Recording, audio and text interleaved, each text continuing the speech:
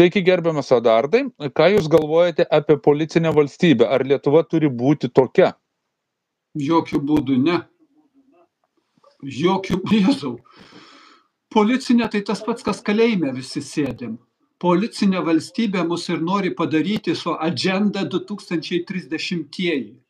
Policinė valstybė, kad jūs negalit nieko nusipirkti ir savo pinigų išvis neturite, nes jums jų ir nereikia, viską valstybė duos. Jeigu jūs pagal komandą atsistosit ir 3 kartus kairę koją patrepsėsit. Arba jeigu įduosite savo kaimyną arba savo sūnų ir brolį, jeigu jie pasielgia netinkamai.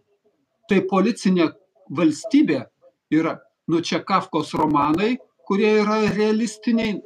Kai aš jo studentas būdamas skaičiau, tai siaubas, koks absurdas buvo. O pasirodo čia apie mūsų realybę ateities parašyti. Arba, šičia 1984. Žodžiai prarado prasmę ir karą vadinsime taika. Ir visi šauksime, kaip norime taikos, nes norime karo.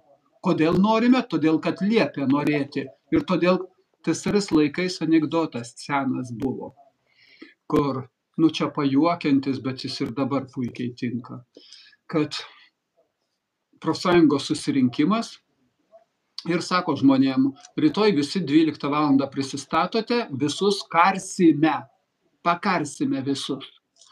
Žmogus prieina po susirinkimo, sako, o ar virvę patiem atsinešti, ar jūs duosite?